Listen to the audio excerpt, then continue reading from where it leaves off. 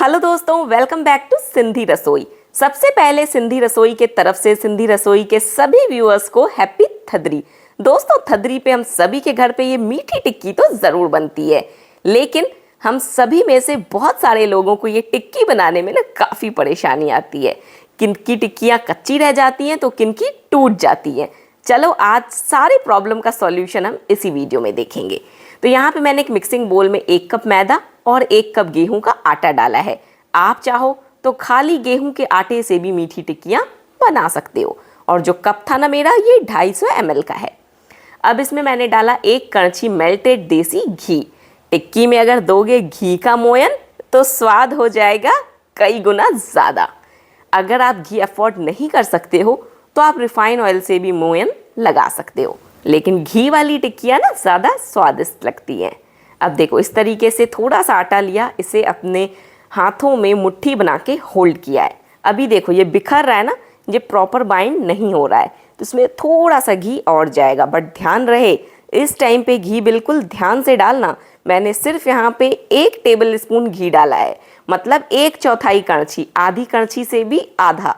क्योंकि अगर यहाँ पे आपने ज़्यादा घी डाल दिया तो जब आप इसे मुट्ठी में चेक करोगे तो ये 1 सेकंड में बाइंड हो जाएगा, बट वो टिक्कियाँ फ्राई करते टाइम टूटेगी। और ये जो मैंने अपने हथेली में होल्ड करा ना, इसे 10-12 सेकंड दबा के रखा था, उसके बाद ये बाइंड हुआ। इसी तरीके से आपके भी आटे में मोयन होना चाहिए। ऐसा नहीं करना कि घी आपने ज़्यादा डाल दिया, तुरंत आटा लिया, मुट्ठी बंद करी और खोला और वो बाइंड हो गया। तो बाइंड तो तुरंत हो जाएगा, लेकिन जब फ्राई करोगे ना, सारी टिक्कियाँ ऑयल में बिखर जाएंगी।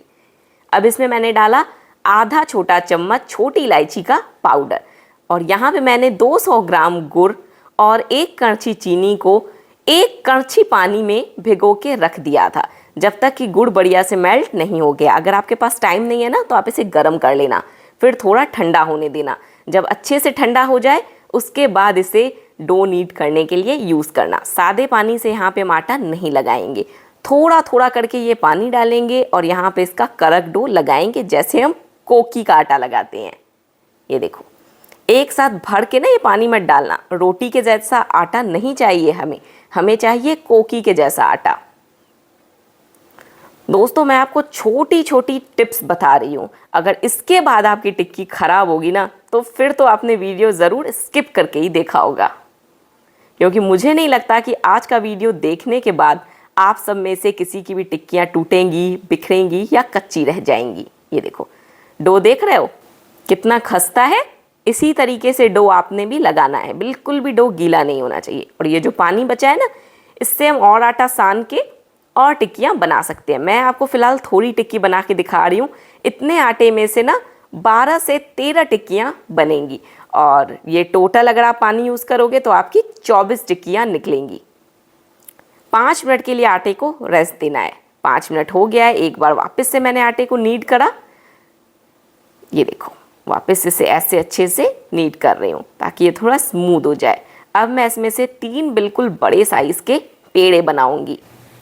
इस तरीके से इस आटे को 3 पार्ट में हम पहले डिवाइड कर लेंगे, उसके बाद इसे अच्छे से अपने हथेली में स्मूथ करके इसके पेड़े बनाएंगे। जितना बढ़िया से आप इसे स्मूथ करोगे उतने कम क्रैक्स आपकी टिक्कियों में आएंगे। देखो, इस तरीके से आपने अच्छे से अपने अंगूठे से दबाते हुए इसे स्मूथ करना है। जैसे भी चाहो, आपको जैसे कंफर्टेबल हो, आप गोल करो या इस तरीके से करो। मैं हमेशा इस तरीके से करती हूँ, इसीलिए मैंने इसे ऐसे ही करा है। ये देखो, स्मूथ हो गया ना बढ़िया से। अब हम इसे बेल लेंगे।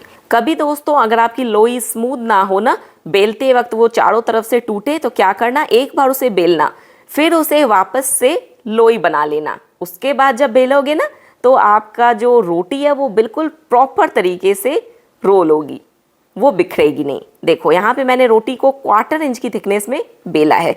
पतला हमें नहीं बेलना है, जैसे हम कोकी बेलते हैं ना, कोकी से थोड़ा मोटा ही रखना है। कोकी तो हम इतनी मोटी नहीं रखते हैं, बट ये हमें 1/4 इंच रखना है। और उसके बाद इस तरीके से 4 पीसेज एक रोटी के कर लेने हैं। अगर किनारों से लगे कि ज़्यादा बिखर रहा है तो फिंगर्स से आप इसे सेट कर सकते हो, जैसे कि अभी मैंने करा था। देखो, इस तरीके से इसे 4 पीसेज में मैंने कट करा।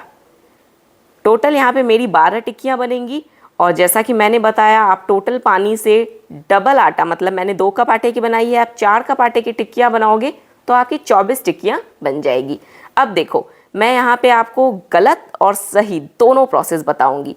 पहले मैंने तेल को बढ़िया से तेज़ गरम करा है। अब गरम गरम तेल में हाई फ्लेम पे मैं टिक्कियाँ फ्राई कर रही हूँ। अब आप सोचोगे ये क्या कर रही है, तेज़ फ्लेम पे भी कोई टिक्की तलता है? तो दोस्तों, बहुत सारे लोग ये गलती करते हैं, वो अपना टाइम बचाने के चक्कर में हाई फ्लेम पे जल्दी जल्दी टिक्कियाँ फ्राई कर लेते हैं। बट इस तरीके से फ्राई की हुई टिक्की में ना टेस्ट रहता है और ना ही वो अंदर से पकी हुई होती है, क्योंकि ये 2 मिनट में फ्राई तो हो गई बट सिर्फ ये ऊपर से पकी है, अंदर से कच्ची है। आप अपना दिमाग लगाओ, आप एक रोटी बनाते हो तो उसे पकने में 2 मिनट का समय लगता है, और उसी की जगह अगर आप एक मोटी सी रोटी को तवे पे बनाओ और उसे हाई फ्लेम पे पका दो तो क्या वो 2 मिनट में पकेगी? ऊपर से तो पक जाएगी, अंदर से कच्ची रह जाएगी ना। यही चीज़ यहाँ पे टिक्कियों के साथ होती है। बहुत से लोग तेज़ गरम तेल में हाई फ्लेम पे फटाफट से फ्राई कर लेते हैं और सोचते हैं टिक्कियाँ बन गई है। नहीं, ये टिक्की सिर्फ ऊपर से पकी है, अंदर से पूरे तरीके से कच्ची है। अब हम बनाएंगे सही तरीके से टिक्की। तो अब यहाँ पे तेल को मैंने थोड़ा ठंडा करा है, मतलब हमें तेल चाहिए टिक्की फ्राई करने के लिए मीडियम गरम। जैसे हम समोसे कचौरी फ्राई करने के लिए तेल रखते हैं ना, वैसे यहाँ पे मीडियम गरम हमें तेल चाहिए। ऐसा तेल चाहिए कि जब हम इसमें एक टिक्की डालें तो वो धीरे धीरे ऊपर आए। ऐसा नहीं कि बस टिक्की डाली, फटाफट से उसमें बड़े बड़े से बुलबुले आ रहे हैं और 1 सेकंड में वो टिक्की गोल्डन हो गई। ऐसी टिक्कियाँ फ्राई होने के बाद खाने में बिल्कुल भी अच्छी नहीं लगती हैं।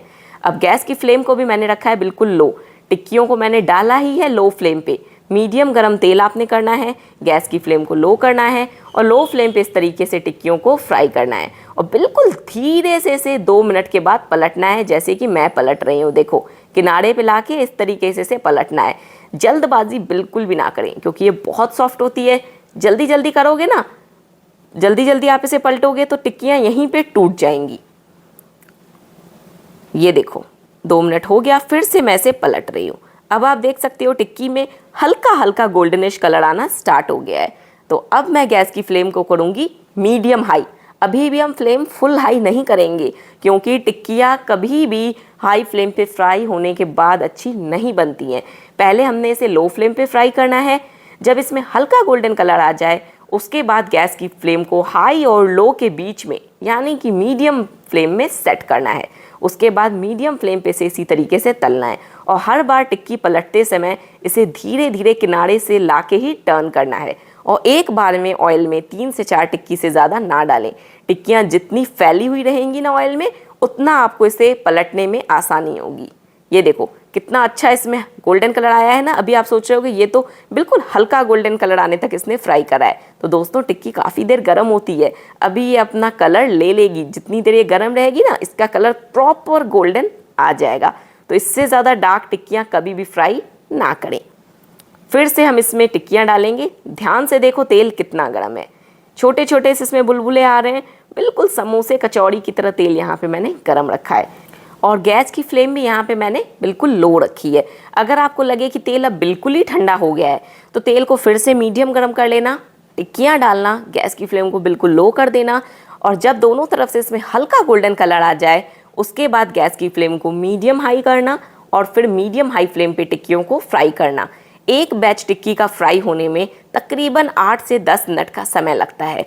अगर आपकी टिक्कियाँ 2-3 मिनट में फ्राई हो जाती हैं तो समझ लेना तेल तेज़ गर्म है और वो टिक्कियाँ टेस्ट नहीं करने वाली हैं। ये टिक्कियाँ अंदर तक खस्ता बनेंगी, ऊपर से क्रिस्पी रहेंगी और खाने में जो टेस्टी लगेंगी ना, वो तो आप खुद खा के मुझे कमेंट करके बताओगे। ये देखो टिक्कियाँ फ्राई हो गई, इसे मैंने ऑयल से निकाल लिया। 1 से 2 मिनट सिर्फ इसे मैंने ठंडा करा है। अब इसके ऊपर इस तरीके से चीनी का पाउडर स्प्रिंकल कर रही हूँ। मैंने यहाँ पे चीनी को सिंपली मिक्सर में पीस लिया और इसे स्ट्रेनर में लिया और बस इसे ऐसे डस्ट कर दिया।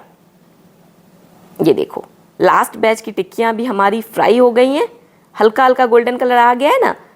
ये देखो टिक्की एक दूसरे पे चढ़ रही थी, मैंने हटा लिया और फिर इसे किनारे पे लाके ही पलट रही हूँ। यही होता है सही तरीका टिक्कियों को पलटने का। मैं यहाँ पे बिल्कुल भी जल्दबाजी नहीं कर रही हूँ और आप देख रहे हो मैंने कढ़ाई में ऑयल भी बढ़िया से लिया है। उसके बाद भी मैंने यहाँ पे सिर्फ 4 टिक्की ही फ्राई होने के लिए डाली है, वो इसलिए ताकि ये फैली हुई रहे ऑयल में और हमें इसे पलटने में परेशानी नहीं आए, क्योंकि अगर हल्की सी भी टिक्कियाँ एक दूसरे से टकराएंगी तो वो टूट के ऑयल में बिखर जाएंगी। ये देखो कितनी बढ़िया टिक्की बनी है, बिल्कुल अंदर तक जालीदार, खस्ता टेस्टी। चलो अब हम देखते हैं टिक्कियों में डिफरेंस।